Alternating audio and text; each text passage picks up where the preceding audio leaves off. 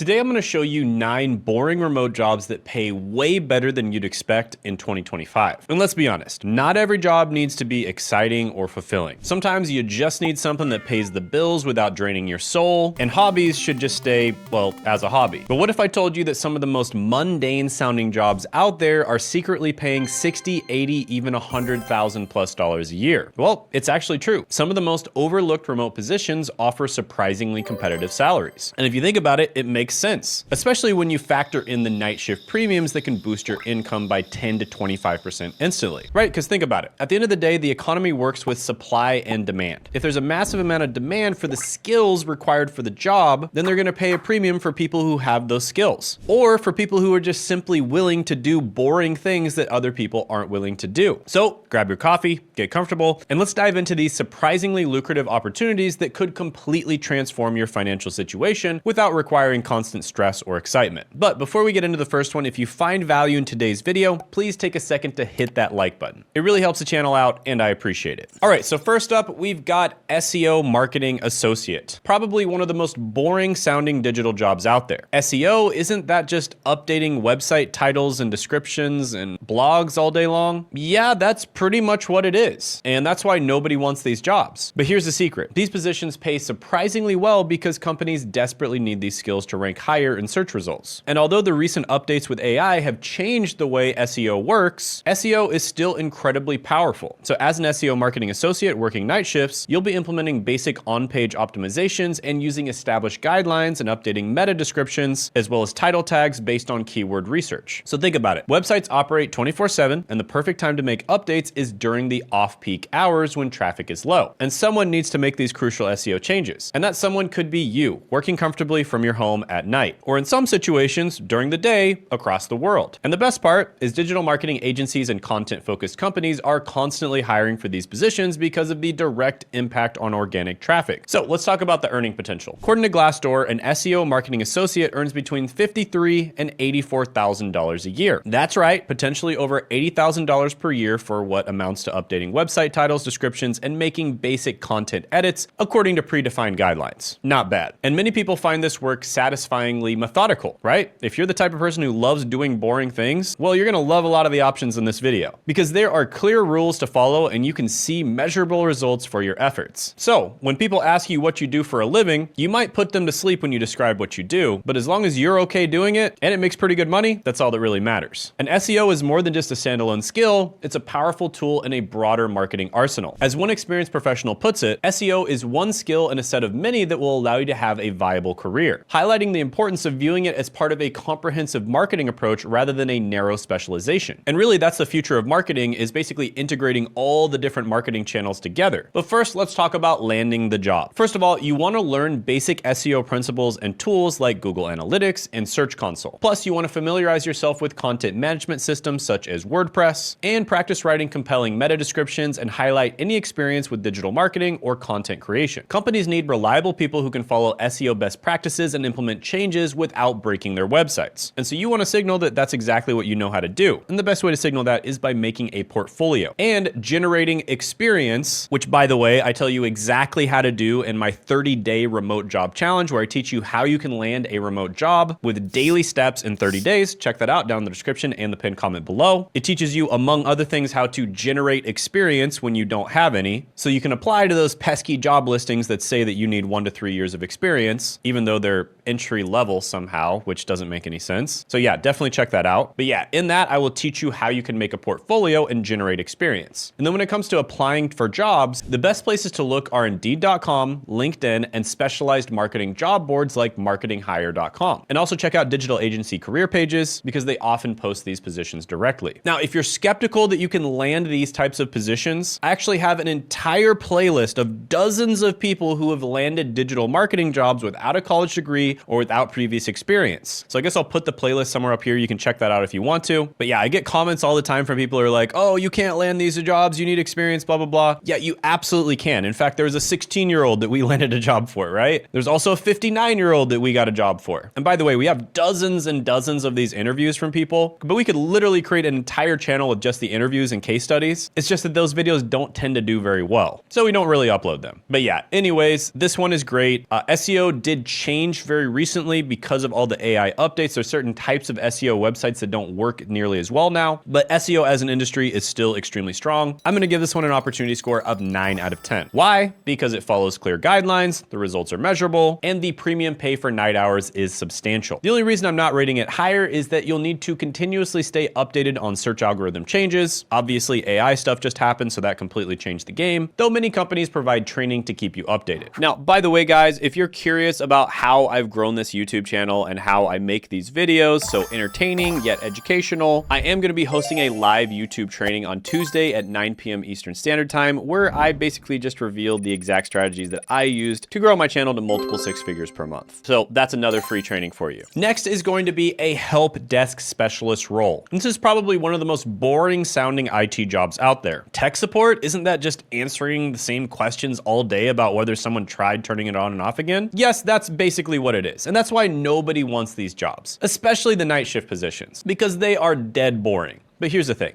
Night shift help desk specialists often handle 70% fewer tickets than day shift workers while making 10 to 25% more money. So as a help desk specialist, you'll be providing tier 1 technical support, following established scripts and troubleshooting common issues, using knowledge-based solutions usually. So if you are at all technically savvy, this will be perfect for you because it'll be easy, repetitive, predictable work. And that's why many people find it to be low stress. And the best part is most nights include significant downtime between tickets. And that means you could be watching Netflix, playing video games, or hopefully watching educational content or getting certs to help you get a better job. So essentially you'd be getting paid to learn in-demand skills. Oh, and by the way, we have an entire list of all the trainings and certs, etc. that we recommend for a lot of these different jobs. And we'll put that down in the description and the pinned comment below. And we update this when the better ones come out. So definitely check that out. So when it comes to the earning potential, according to ZipRecruiter and Glassdoor, the average help desk specialist makes about $48,000 to $71,000 a year. And here's where it gets interesting. Companies typically offer premium pay for overnight shifts. We're talking anywhere from 10 to 25% more than day shift workers. And that means you could potentially be earning up to $75,000 a year for what amounts to answering a few technical questions per hour while having plenty of free time in between tickets. Now, I recently interviewed Saul, who landed a help desk job in just 10 days after starting to learn IT. And despite having zero experience, he received multiple job offers ranging from $50,000 to $60,000 a year, and he even negotiated his hourly rate from $26 to $28, giving himself a $4,000 annual raise before even starting. And the best part is that Saul told me for about 4 hours of my day, I have some off time. And during that time, I just use it to study. And all that studying is sponsored by the company that he works at. So he says, I'm just getting paid to study essentially. So he's literally getting paid to learn new skills that will help him advance his career further, just like I told you should do before. Now, Saul applied to about 300 jobs in just a few days. He received about 30 responses, did 15 interviews, and ended up with 4 job offers to choose from, all within 10 days from starting. So sorry to say this, but to those people out there that are super negative and they comment on my videos saying, oh, you can't land these jobs, blah, blah, blah. Sorry, but it's just wrong, right? You absolutely can land these jobs. You just aren't using the right system. You're applying in the way that everybody else is applying. So therefore, of course, you're getting the results that most other people get, which is none. And this is why you need to subscribe to the channel. You need to listen to all my videos because I give all the sauce away completely free on this channel. I do not sell information. Now, how do you land a job like this? Firstly, you need to get familiar with basic IT concepts. Plus, you need to practice your customer service skills and you need to emphasize your ability to work independently. Now, one trick here is you can tell companies that you're currently taking certifications like CompTIA A+, for instance. So you don't actually have to finish the certification. You can basically say that you're in the process of taking it and put it on your resume. And a lot of the times companies will just tick that box. And most companies at the end of the day, they're just looking for reliability and willingness to learn rather than advanced technical expertise. Now, some of the best places to look for jobs are Indeed.com, Robert Half Technology, and also check out LinkedIn and FlexJobs with specific focus on remote positions. Now, the key is to search for terms like night help desk or overnight technical support to find these hidden gems that most people aren't even looking for. But a pro tip here is if you really absolutely need to get a job as soon as possible and you're okay with moving, look for jobs that are in small towns usually or in undesirable areas, right? Places where people don't want to live, like a small town in Kansas or something like that. These jobs are usually significantly easier to land. Also, Also, usually you'll have very low cost of living because it's a small town, and you can basically build up your experience by working there. And you can basically just focus, get all the certs you need, kind of go into your fortress of solitude, so to speak, right? Like Superman. And within a year or two, you are going to be an absolute Superman. You're going to have all of the certs that you need to get a six-figure job, right? So I know that's a bit of a roundabout thing to do. It's not going to be right for everyone, but that is a shortcut if you absolutely need to get a job right now. So I'm going to give this opportunity a solid 9 out of 10, and here's why. The demand is extremely high right now. With lots of technological advancement, there's obviously lots of need for IT people because it's no use to implement new technology if nobody knows how to use it. Also, the pay is much better than you'd expect for the amount of actual work that you do, and the barrier to entry is relatively low. Plus, all that downtime gives you a chance to build additional skills or work on side projects while getting paid. However, it's not a perfect 10 because you do need to learn some technical basics, and occasionally you'll deal with challenging customers or really difficult technology problems. Now, by the way, if you've worked in any of these jobs or you know someone who's worked in these jobs and you have some value to drop, go ahead and drop a comment below letting me know which of these jobs you find most interesting or which are the ones that you would personally pursue. All right, the next one is unbelievably boring. Like, it pretty much puts you to sleep just hearing the name, and that is a remote inventory analyst. This is one where if people ask you at a party what you do for a living and you say remote inventory analyst, they are gonna change the subject real quick because this sounds like watching paint dry, but I promise you the pay will make up for it. As a remote inventory analyst working overnight hours, you'll be monitoring stock levels against predetermined thresholds and generating reorder recommendations using automated systems. Yikes. And in simpler terms, you're keeping an eye on inventory dashboards and making sure companies don't run out of product. Crucial but monotonous work that happens while most of the world is sleeping. And with e-commerce, aka physical products that are sold online, growing at an incredible rate, retail and e-commerce companies are continuously recruiting for these positions, especially for night shifts when most system updates do actually happen. Now, additionally, a lot of these companies work with suppliers across the world, so when it's night shift in the United States, it's daytime across the world. So that's really useful as well. And now for everybody's favorite part. Let's talk about the money. According to Glassdoor, a remote inventory analyst earns between $62,000 and $96,000 a year. That's right, nearly six figures for what amounts to watching numbers on a screen and occasionally clicking buttons. And the reason it pays so well is that inventory errors can cost companies millions.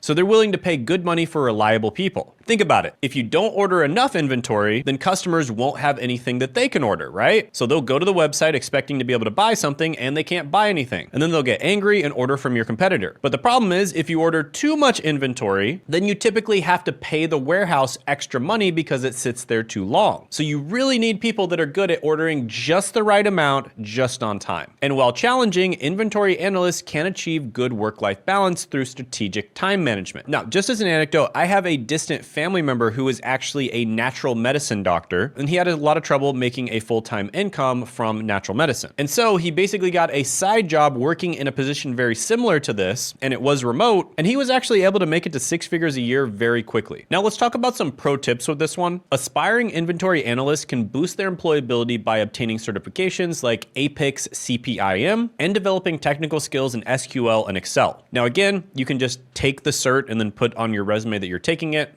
and then finish it later on. That's going to be better than not having any cert at all. And then when it comes to landing the job, you want to learn basic inventory management concepts, get comfortable with Excel for data analysis, familiarize yourself with inventory software basics, and highlight any experience with data analysis or pattern recognition. And then position yourself as someone who can reliably follow protocols while using good judgment. Now, some good websites to look into for this one are Indeed.com, LinkedIn.com, and ZipRecruiter. I'm going to give this one an opportunity score of 8 out of 10 because the combination of surprisingly good pay, straightforward work, and the premium for night hours makes this an excellent option that most people don't even know exists. Plus, inventory management skills are transferable across virtually every industry, giving you long-term job security regardless of economic conditions. Next is document coordinator. So I'm not going to go in as much detail because I realize that I'm kind of going a little bit too slow on this video, but I recently discovered something that completely blew my mind. There are people making $60,000 per year just organizing and managing documents for companies. And as a document coordinator, you'll be processing, organizing, and tracking critical business documents across different departments and ensuring everything stays properly filed and accessible. In simpler terms, you're the guardian of a company's most important information, making sure documents are properly stored, categorized, and retrievable when needed, all while most people are sleeping. And since global companies operate across different time zones, night shifts aren't just available, they're absolutely essential and often pay a premium. And according to Glassdoor, a document coordinator earns between $43,000 and $63,000 a year. Now that might sound impressive at first, but when you factor in night shift premium of 15 to 25%, you're looking at potentially earning over $75,000 a year for what amounts to digital filing. So if you're the type of person who really likes organizing things anyways, this could be a great option for you. Plus, many document coordinators report that their actual workload only takes up a fraction of their shift, leaving plenty of time for personal projects, education, or even rest. Now, I found this story from someone who started as a document controller at a manufacturing company. This person shares that it was significantly less stressful than their university experience, making it an ideal first full-time job for someone who describes themselves as an overthinker. So to help you land the job, familiarize yourself with document management systems like SharePoint or DocuWare. Plus, brush up on organizational skills, highlight any experience with record keeping. Again, take the 30-day challenge down in the description in the pinned comment below if you don't think you have any experience, and emphasize your attention to detail. Companies need reliable individuals who can maintain order and confidentiality in their document systems. And when it comes to websites for job listings, LinkedIn, Indeed.com, and ZipRecruiter are solid. But also check out corporate career pages and government contractor websites, because they often post these positions directly. So yeah, this one's really solid, a lot of opportunity here. I'm gonna give it an 8 out of 10 opportunity score as well. Next is medical billing specialist. Now this opportunity is absolutely massive right now, and most people have no idea how boring